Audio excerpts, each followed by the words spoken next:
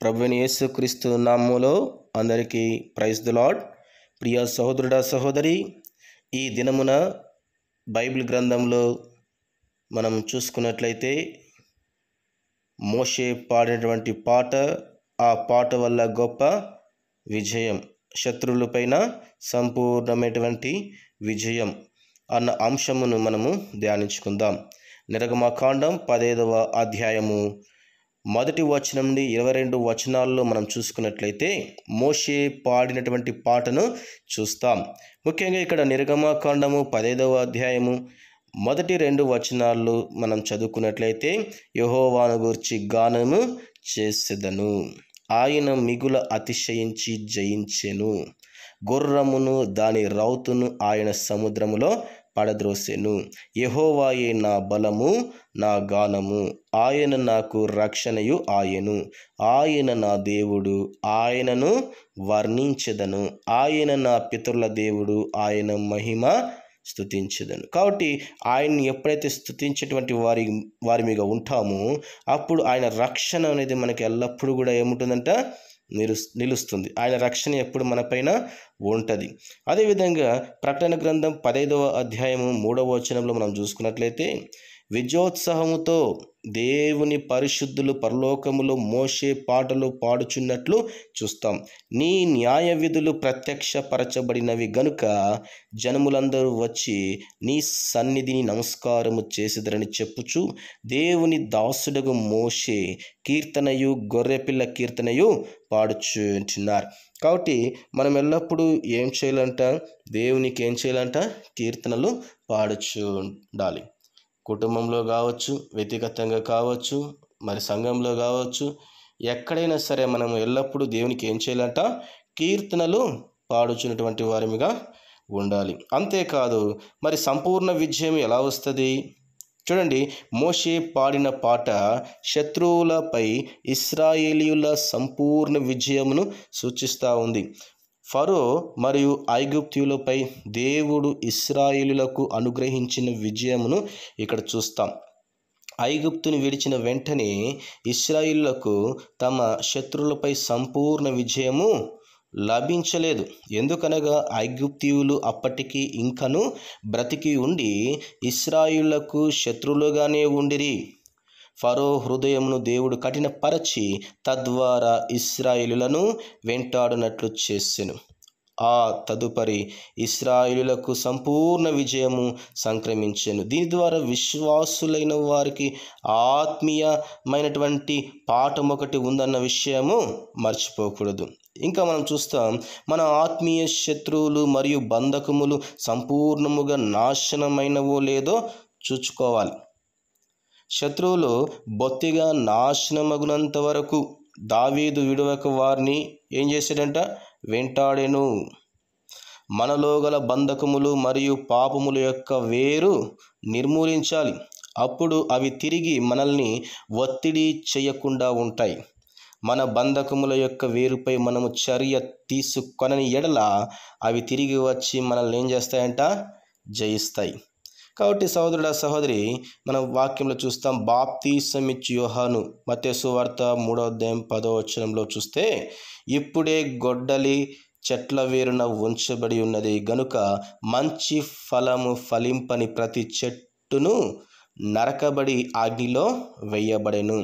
ఈ బంధకముల యొక్క వేరు అనగా మూలము నుండి సంపూర్ణముగా విడుదల పొందినంత వరకు ప్రభువును వెదుకుట ఆపరాదు. ముఖ్యముగా వంశపారంపర్యముగా మనకు అందించబడిన కొన్ని శాపముల మరియు పాపముల విషయమై నిర్విరామముగా పోరాడవలసి ఉన్నాం. మన పిల్లలకు అవి అందించబడకున్నట్లు ఆ పాపము లేక శాపము మన జీవితంలో విరగగొట్టబడాలని ప్రార్థించాలి. ప్రార్థించినట్లయితే ఏమవుతుందంట, మన జీవితంలో మనకు మన పిల్లలకు రావాల్సిన శాపం ఏమైపోతుంది, ఆ పాపం ఏమైపోతుంది, దూరం అయిపోతుంది. యేసుక్రీస్తు ప్రభు రక్తంలో కడిగి పవిత్రపరచబడతాం. ఎల్లప్పుడూ మన రక్షణను మనం ఏం చేయాలా? కాపాడుకోవాలి. అంటే ఏంటి? ఇక్కడ ఏమవసరము? ప్రార్థనా జీవితం అవసరం. ప్రార్థన యందు మన ఆత్మీయ శత్రువును సంపూర్ణముగా ఏం చేయాలంట? నిర్మూలించవలెను. మళ్ళీ పౌలు ఎఫెసీ 6:12లో ఏమంటాడు చూస్తే, ఏలయనగా మనము పోరాడునది శరీరులతో కాదు గాని ప్రధానులతోనూ అధికారులతోనూ ప్రస్తుత అంధకార సంబంధులకు లోకనాథులతోనూ ఆకాశ మండలమందున్న దురాత్మ సమూహములతోనూ పోరాడుచున్నాము. మనము ఈ లోకమందున్న సాతాను శక్తులకు వ్యతిరేకమైన ఆత్మీయ పోరాటమందున్నాం. మొదట ఈ దురాత్మను మనము బంధించి పాతాళమునకు వాటిని అప్పగించవలెను. అప్పుడు అవి వేరెవ్వరిని ఆయాసపరచవు. ఒక పట్టణములో లేక ఒక ప్రాంతంలో దురాత్మల ప్రభావము బహుగా ఉండడం చేత అనేక సంఘములు ఎదగలేక మరియు అభివృద్ధి చూడలేక ఉన్నాయి. ఈనాడు అన్ని సంఘములో చూస్తే ఎక్కడ చూసినా ఏముందంటండి? ఏముందంట? నాది నేను అనేటువంటి అహంకారాలు వస్తుంటున్నాయి.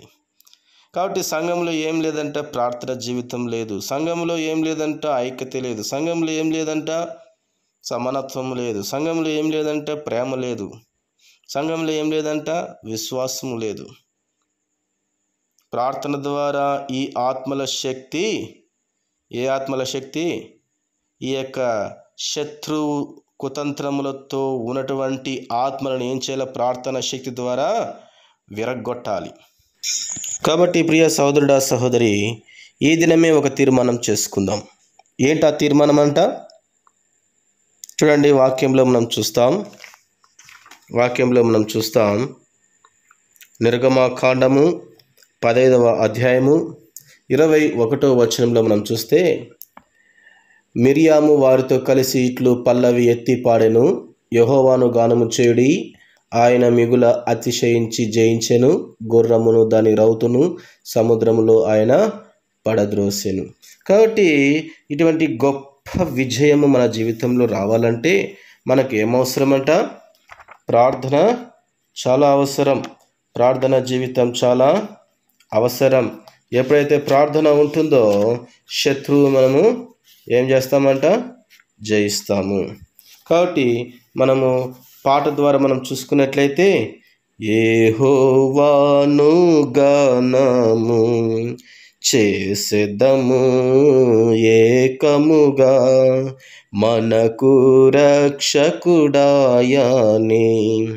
ఆయన మహిమ పాడెదము, ఆయనను వర్ణించెదము. ఆయనే దేవుడు మనకు. కాబట్టి మన దేవుడు ఆయనే. ఎవరాయన? ప్రభువైన యేసుక్రీస్తు ప్రభువారు. కాబట్టి ప్రభు యేసుక్రీస్తు ప్రభువారిని మనము ఆయన యొక్క పాదాల చెంత సాగిలపడి నమస్కరించి ఎల్లవేళలా ఆయన స్తుతిస్తూ గణపరుస్తూ ఆరాధిస్తూ కొనియాడుతూ మనము ప్రార్థించేటువంటి వారేమిగా ఉన్నట్లయితే శత్రువు పైన మనకేమొస్తుందంట? విజయం వస్తుంది. ఏమొస్తుందంట? గొప్ప విజయం వస్తుంది. అటువంటి విజయాన్ని పొందుకోవాలి అంటే మనము ఎక్కడ ఉండాలంటండి? ఎక్కడ ఉండాలంట మనము? చూడండి, మనం ఎక్కడ ఉండాలని వాక్యంలో మనం చూసుకున్నట్లయితే రండి వాక్యంలో చూద్దాం. అపోస్తల కార్యములు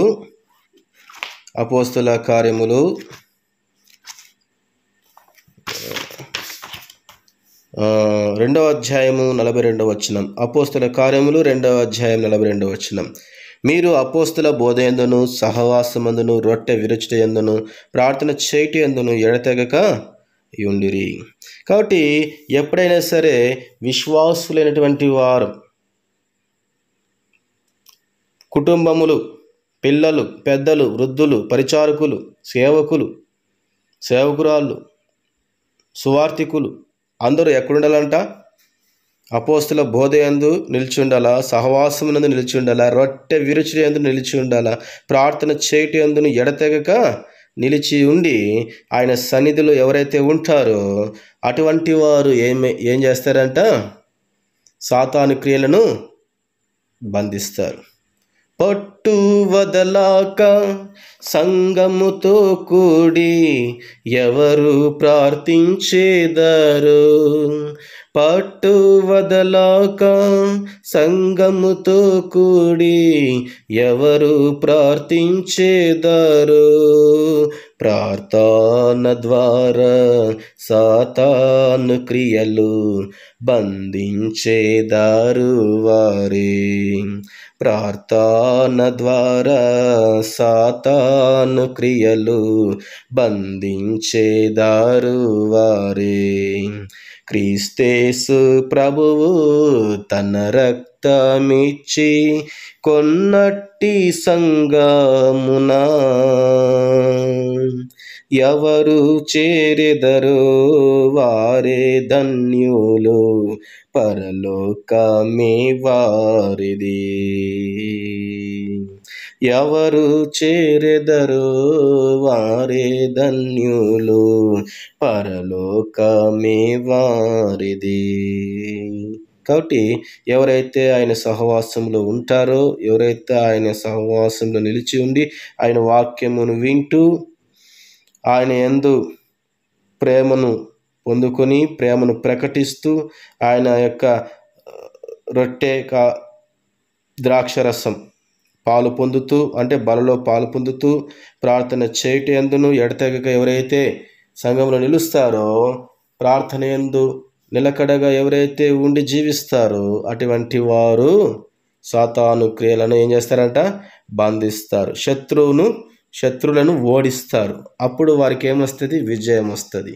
మోషే తన జీవితంలో కూడా దేవుడు గొప్ప విజయం ఇస్తూ వచ్చారు. ఇశ్రాయేలీయులు గొప్ప విజయమును పొందుకుంటూ వచ్చారు. కాబట్టి ఐగుప్తు చెర నుండి దేవుడు వారిని విడిపించాడు. అట్లే నన్ను శత్రు బంధకముల నుండి దేవుడు విడిపించినాడు. తన స్వరక్తం ఇచ్చి నన్ను కొన్నాడు. కొన్నబడినటువంటి నీవు నేను మనమంతా ఎవరి సొత్తు? యేసుక్రీస్తు ప్రభు యొక్క సొత్తు. కాబట్టి ఆయన బిడ్డలముగా మనం జీవించాలి. ఆయన కొరకు మనము జీవించాలి. ఆయనను ప్రచురించాలి. యేసు శిలువ రక్తమును గురించి మనం ఏం చేయాలా? ప్రచురించాలి. ఆ విధంగా ఎప్పుడైతే ఉంటామో, ప్రార్థనా జీవితం కలిగి ఉంటామో, అప్పుడు శత్రువు పైన గొప్ప విజయం, సంపూర్ణమైన విజయం దేవుడు మనకు అనుగ్రహిస్తాడు. దేవుడిచ్చిన వాక్య భాగమును దీవించి ఆశీర్వదించును గాక.